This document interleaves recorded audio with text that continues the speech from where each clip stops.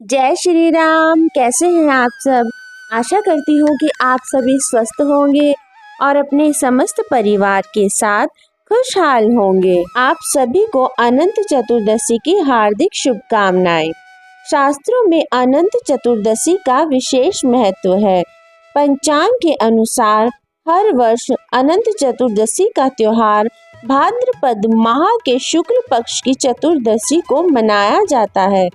वहीं आपको बता दें कि इसे अनंत चौदस भी कहा जाता है। इस दिन भगवान विष्णु और माता पार्वती की आराधना करनी चाहिए। इस दिन अनंत सूत्र बांधने की भी परंपरा है। अनंत चतुर्दशी के दिन पूजा करते समय व्रत कथा सुनना अथवा पढ़ना अनिवार्य है। तो आज की इस वीडियो में हम सुनेंगे अनंत चतुर्दशी व्रत कथा। आइए सुनते हैं। एक बार महाराज युधिष्ठिर ने राजसूय यज्ञ किया। उस समय यज्ञ मंडप का निर्माण सुंदर तो था ही, अद्भुत भी था। वह यज्ञ मंडप इतना मनोरम था कि जल व थल की भिन्नता प्रतीत ही नहीं होती थी। जल में स्थल तथा स्थल में जल की भांति प्रतीत हो रहा था। बहुत सावधानी करने पर भी बहुत से व्यक्ति उस अद्भुत मंडप में धोखा खा रहे थे। एक बार कहीं से टहलते टहलते दुर्योधन भी उस यज्ञ मंडप में आ गए और तालाब को स्थल समझ उसमें गिर गए। द्रौपदी ने यह देखकर कहा, अंधों की संतान अंधी, उनका उपहास किया। इससे दुर्योधन चिढ़ गए। यह बात उसके हृदय में बाण समान लगी।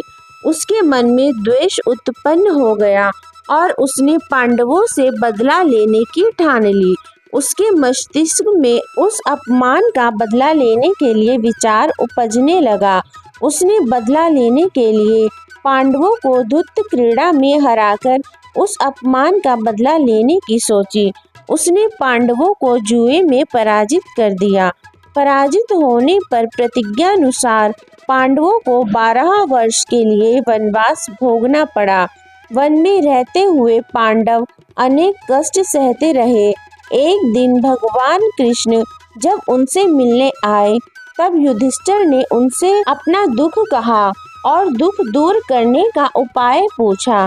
तब श्री कृष्ण जी ने कहा, हे युधिष्ठिर, तुम विधि पूर्वक अनंत भगवान का व्रत करो। इससे तुम्हारे सारे संकट दूर हो जाएंगे और तुम्हारा खोया राज्य पुनः प्राप्त होगा। इस संदर्भ में श्री कृष्ण जी ने उन्हें एक कथा सुनाई।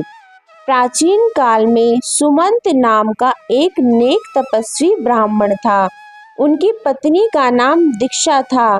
उसकी कन्या परम सुंदरी, धर्मपरायण तथा ज्योतिर्मयी कन्या थी, जिसका नाम सुशीला था। सुशीला जब बड़ी हुई तो उसकी माता दीक्षा की मृत्यु हो गई। पत्नी के मरने के बाद सुमंत ने कर्कशा नामक स्त्री से दूसरा विवाह कर लिया। सुशीला का विवाह ब्राह्मण सुमंत के कौंडिल्य ऋषि के साथ कर दिया। विदाई में कुछ देने की बात पर कर्कशा ने दामाद को कुछ ईंटें और पत्थरों के टुकड़े बांधकर दे दिए। कौंडिन्य ऋषि दुखी हो अपनी पत्नी को लेकर अपने आश्रम की ओर चल दिए, परंतु रास्ते में ही रात हो गई। वे नदी तट पर संध्या करने लगे। सुशीला ने देखा वहां पर बहुत सी स्त्रियां सुंदर वस्त्र धारण कर किसी देवता की पूजा कर रही थी। सुशीला के पूछने पर उन्होंने विधि पूर्वक अनंत व्रत की महत्ता बताई। सुशीला ने वहीं उसी व्रत का अनुष्ठान किया और 14 गांठों वाला डोरा हाथ में बांधकर ऋषि कौंडिन्य के पास आ गई। कौंडिन्य ने सुशीला से डोरे के विषय में पूछा तो उसने सारी बात बोल दी। उन्होंने डोरे को तोड़कर अग्नि में डाल दिया। इससे भगवान अनंत जी का अपमान हुआ। परिणामतः ऋषि कौंडिन्य दुखी रहने लगे।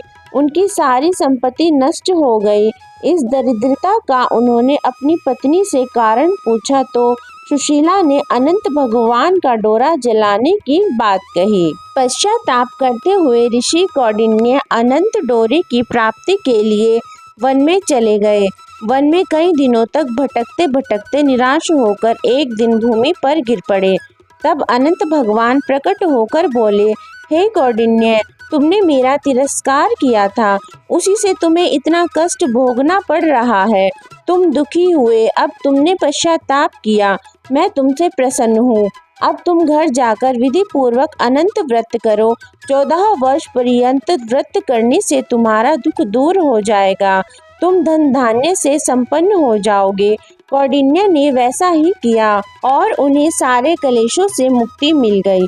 श्री कृष्ण की आज्ञानुसार युधिष्ठिर ने भी अनंत भगवान का व्रत किया, जिसके प्रभाव से पांडव महाभारत के युद्ध में विजयी हुए तथा चिरकाल तक राज्य करते रहे। अनंत चतुर्दशी कथा संपूर्ण। मिलते हैं कल फिर एक और नई वीडियो के साथ। तब तक के लिए जय श्री राम। ओम नमो भगवते वासुदेवाय नमः।